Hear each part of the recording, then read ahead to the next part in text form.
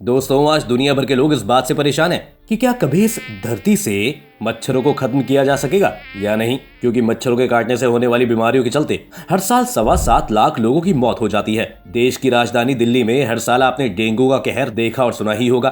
दुनिया के बाकी के देशों में भी मच्छरों से परेशानियां देखने को मिलती ही रहती हैं और इनमें किसी तरह की कोई कमी नहीं हो रही है। हालांकि मच्छरों की सिर्फ 6% स्पीशीज ही ऐसी हैं जो अपने अंडों के डेवलपमेंट के लिए इंसानों का खून पीती है।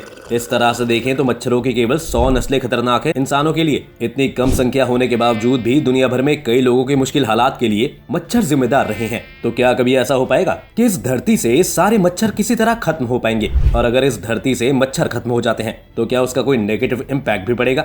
आइए जानते हैं आज की इस वीडियो में। सबसे पहले आपको मच्छरों के बारे में थोड़ी जानकारी दे दें तो दोस्तों, इस धरती पर दुनिया के अलग अलग कोने में करीब 3500 से ज्यादा मच्छरों की प्रजातियां पाई जाती हैं। यह मच्छर एक ऐसे परजीवी कीट हैं जो इंसानों और जानवरों पर डिपेंड करते हैं। लेकिन यहाँ समझने वाली बात यह है कि मच्छरों में सिर्फ फीमेल मॉस्किटो ही इंसानों का खून पीती हैं। ऐसा वो इसलिए करते हैं ताकि वो अपने भीतर पलने वाले अंडों को जन्म दे सके, क्योंकि इंसानों के खून में प्रोटीन भारी मात्रा में होता है जो उनके अंडों को विकसित करने में मदद करता है। इसलिए सिर्फ मादा मच्छर ही इंसानों को काटती है, जिसमें से एक फीमेल मॉस्किटो 1 या 2 महीने तक ही जिंदा रह सकती है। और ये मच्छर इतने स्मार्ट होते हैं कि 75 फीट की दूरी से इंसानों के द्वारा एक्सेल किए जाने वाले कार्बन डाइऑक्साइड को सेंस कर लेते हैं और फिर उन्हें ये पता चल जाता है कि सामने कोई जानवर या मनुष्य मौजूद है। ऐसा इसलिए होता है क्योंकि हवा में मौजूद CO2 के प्रति उनकी गहरी संवेदनशीलता है। एक मादा मच्छर CO2 का पीछा करते हुए अपने पंख के जरिए से तब तक आगे और पीछे उड़ती है जब तक कि वो अपने शिकार का पता नहीं लगा लेती। इस तरह वो किसी इंसान पर हमला बोलते हैं। मच्छरों की जो सबसे खतरनाक प्रजातियां हैं उनमें एडिस इजिप्टी,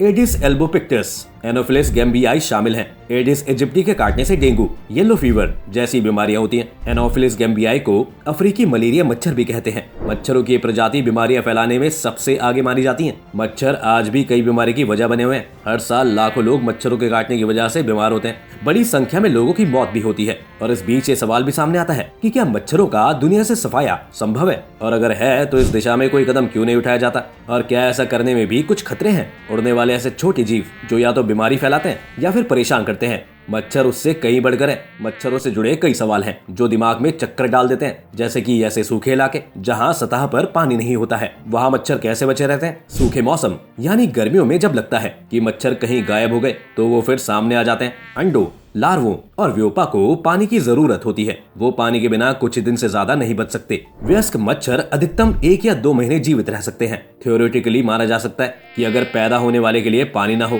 तो तमाम मच्छर खत्म हो जाएंगे। लेकिन हमने देखा है कि बारिश होते ही बड़ी तेजी से काफी संख्या में मच्छर पैदा हो जाते हैं। इससे साफ है कि उनके पास गर्मी और सूखे के हालात से निपटने के लिए इफेक्टिव स्ट्रैटेजी है। वो कहीं छुपे हुए अपनी सर्वाइवल पे काम करते हैं। इसीलिए मच्छरों को तलाश कर पाना मुश्किल होता है। तो आपको बताएं कि मच्छर बड़े साइज के क्रिएचर नहीं है। आमतौर से आप देखेंगे तो वो रात में एक्टिव होते हैं और जब वो एक्टिव रहते हैं उनकी रफ्तार भी बहुत तेज होती है। इसलिए ऐसा कहा जाता है कि किसी इंसान के लिए एक मच्छर को तब तक देख पाना मुश्किल होता है जब तक कि वो बिल्कुल आपकी आंखों के सामने ना हो या फिर आपके करीब बैठे किसी इंसान की बॉडी पर ना बैठा हो। ऐसे में अगर आप उस मच्छर को झटके से नहीं मार पाते हैं तो वो फिर से आपकी आंख से ओझल हो जाएगा और आपकी आंख शायद उसे ना देख पाए। इसके अलावा ये बात भी देखी गई है कि मच्छर कहीं लंबी दूरी तय कर सकते हैं। ऐसे में ये मच्छर उन इलाकों में भी मलेरिया फैला सकते हैं जहां से इस बीमारी का एलिमिनेशन कर दिया गया है। मच्छरों को खत्म करने के लिए एक एक्सपेरिमेंट जो किया गया, इसमें मच्छरों का जेनेटिक मॉडिफिकेशन किया गया।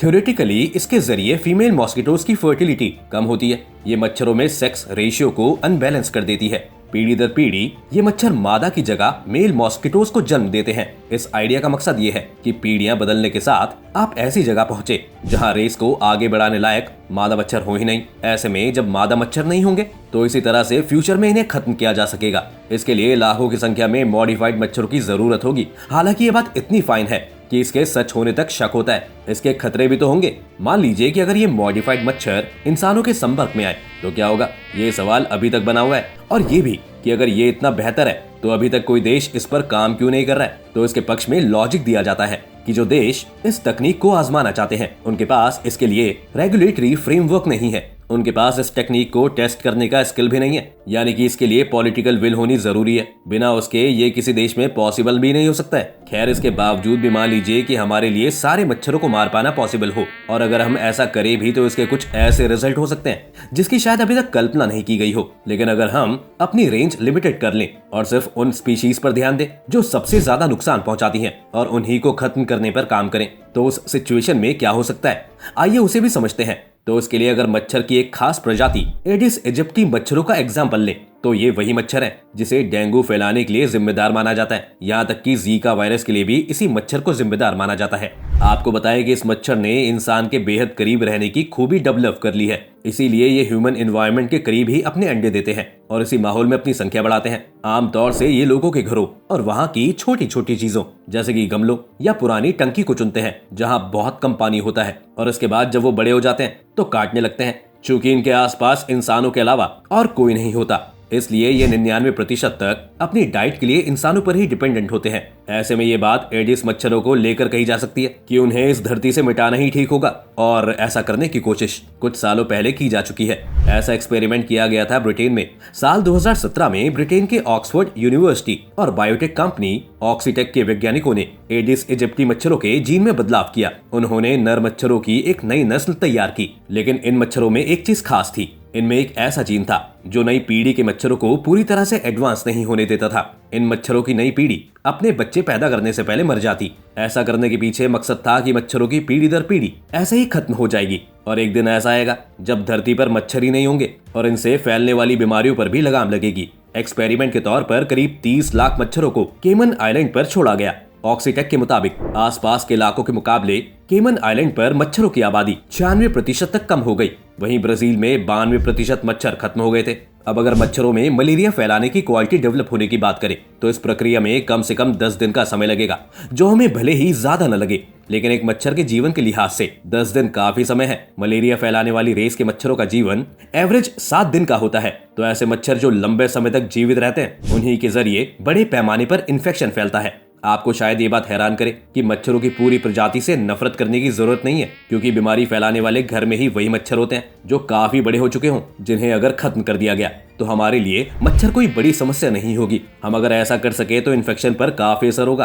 अब यहाँ आपको बता दें कि कुछ ऐसी बातें भी की जाती हैं जिसमें मच्छरों की दुनिया से सफाई को गलत ठहराया जाता है। उसके लॉजिक पर अगर गौर करें तो आपको बता दें कि एक्सपर्ट्स का मानना है ये मच्छर अंटार्कटिका को छोड़कर पूरी दुनिया में हर जगह पाए जाते हैं। आर्कटिक में भी ये बड़ी संख्या में मच्छर मिलते हैं, लेकिन इसमें से कुछ मच्छर ऐसे भी हैं जो काटते नहीं है, ना ही वो इंसानों और जानवरों के इर्द गिर्द मंडराते हैं। दुनिया में उनकी अपनी अहमियत भी है। इनकी जरूरत को समझने के लिए हमारे पास ट्रॉपिकल रेन फॉरेस्ट का एग्जाम्पल है, जहाँ मच्छर पाए जाते हैं। वहाँ ये दूसरे जीवों के लिए फूड सोर्सेज हैं और इकोसिस्टम का हिस्सा है। फूड चेन के जरिए वो दूसरे जीवों से जुड़े हुए हैं। एग्जाम्पल के लिए चिड़िया, चमगादड़, मकड़ी और मेंढक एडल्ट मॉस्किटोज को खाते हैं। छोटे लार्वा मछलियों और पानी में रहने वाले दूसरे जीवों के लिए मेजर फूड सोर्स है। और तो और वो लार्वा वो खुद शैवाल और बैक्टीरिया खाते हैं। ऐसे में वो हमारे इकोसिस्टम का अहम हिस्सा है। ऐसे में अगर उन्हें पूरी तरह से दुनिया से एरिडिकेट कर दिया गया तो हमारे इकोसिस्टम में एक बहुत बड़ा गैप क्रिएट हो जाएगा, जो इनडायरेक्टली हमें इफेक्ट करेंगे। और तो और कहा यह भी जाता है कि मच्छरों के खात्मे पर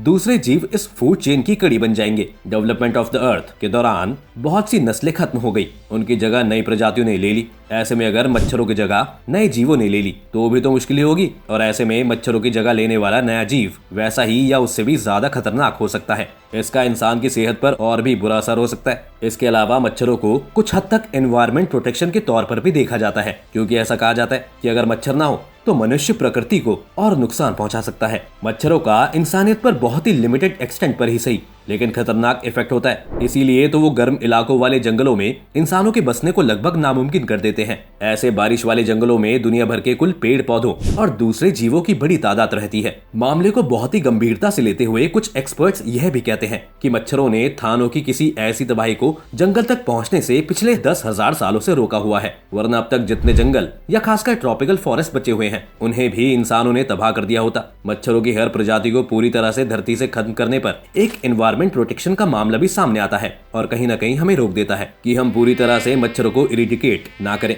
इसी के पक्ष में एक लॉजिक यह भी दिया जाता है कि किसी भी स्पीशीज का खात्मा सिर्फ साइंटिफिक अप्रोच से नहीं देखा जाना चाहिए, इसे फिलोसॉफिकल अप्रोच से भी देखा जाना होगा, क्योंकि कुछ लोग ऐसे होंगे जो किसी भी स्पीशीज के इस तरह खात्मे के सख्त खिलाफ होंगे। उनका लॉजिक होगा कि इंसानों के लिए खतरनाक मच्छरों का जिस तरह से खात्मा किया जा रहा है, वही कारण देकर तो इंसान भी पूरी कुदरत के लिए खतरा है, तो उसका भी खात्मा किया जाए क्या? किसी भी स्पीशीज को पूरी तरह से मिटा देना मॉरली ठीक नहीं है, लेकिन यहाँ पर इस आर्ग्यूमेंट को हम हर बार लागू नहीं कर सकते। जैसे कि इंसानों ने चिकन पॉक्स के वायरस वेरियोला का पूरी तरह से मिटा दिया था, तब दुनिया ने इस बात को सेलिब्रेट किया था। उसी तरह अगर हम मच्छरों की उन प्रजातियों को मिटा देते हैं जो बीमारियां फैलाते हैं, तो कहीं ना कहीं हमारे लिए बेहतर ही होगा। पर पूरी की पूरी मच्छर प्रजाति को खत्म कर पाना अभी सवालों के घेरे में है। हमें खुद से पूछना चाहिए कि क्या मच्छरों में कोई बहुत बड़ी काम आने वाली खूबी है, जैसे कि क्या हमें दर्द सहने की हिम्मत है? वैज्ञानिक कहते हैं कि मच्छरों में दर्द के प्रति कोई जज्बात नहीं होता। सवाल ये भी पूछा जाना चाहिए कि आखिर हम किस लिए एक रेस को खत्म कर देना चाहते हैं?